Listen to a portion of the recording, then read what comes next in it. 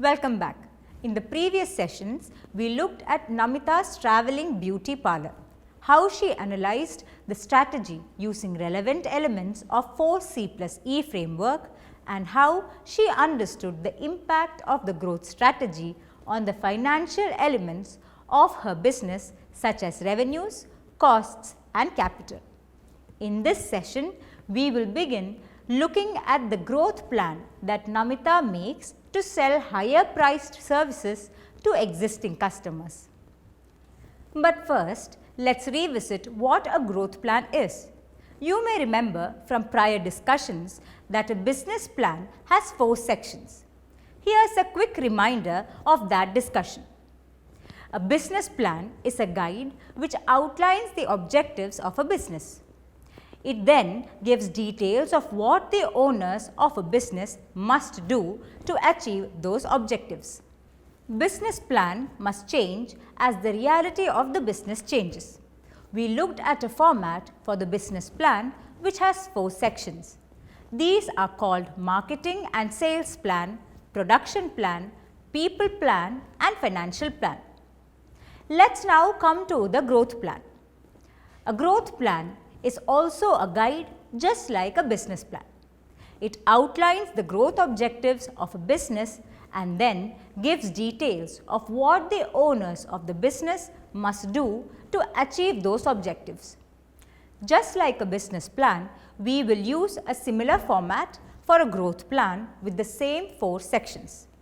Each of the 4 sections has 5 questions. There are minor changes to these questions depending on the growth strategy. The entrepreneur must ask herself these questions so that she is clear in her mind what steps she needs to take to ensure that the growth target is met. To get an idea of the growth plan, we will follow a certain process. For a given section, we will understand each question first and then look at Namita's response to that question before moving to the next question. Once we have understood all the questions and reviewed Namita's answers to those questions within that section, then we will go to the next section. In this session, we will look at 2 of the 4 sections that need to be viewed for the growth strategy. The first 2 sections are the marketing and sales as well as production sections of the growth plan.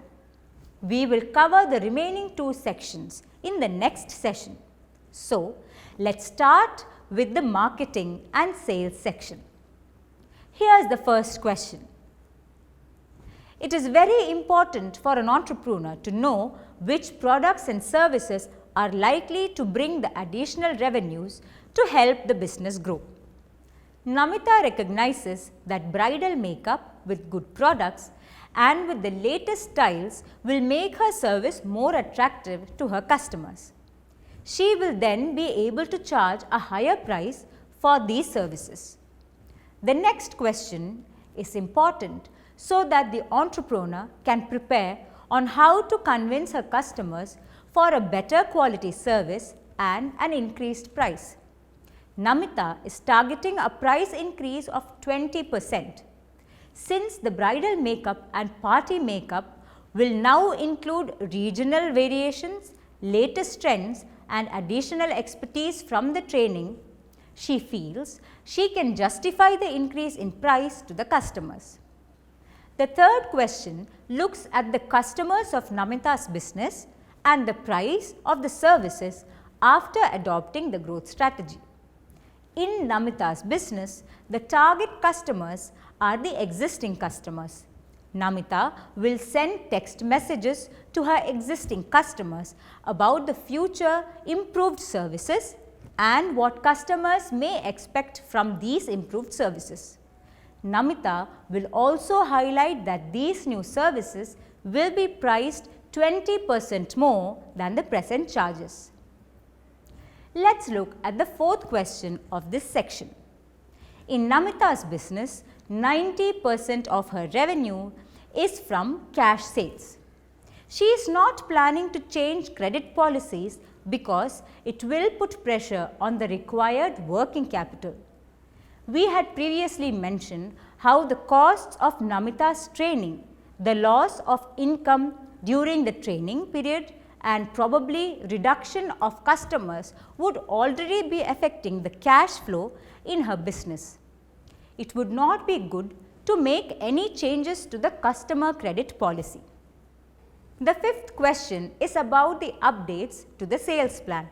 Namita understands that getting customers to pay higher prices for services will not be easy.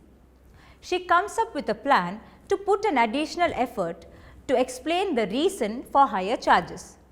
Namita also feels she would have to offer some small free gifts like eyeliner pencils in the first 2 months to make sure her customers are not leaving her for her competitors. Now that we have looked at the marketing and sales section of the growth plan, let us turn our attention to the production plan. This section also has 5 questions and we will follow the same process like we did for the previous section to understand the questions and Namita's answers to those questions. The first question is about production processes. Namita understands that the changes will be in applying new skills and techniques for the makeup for bridal and party makeup services.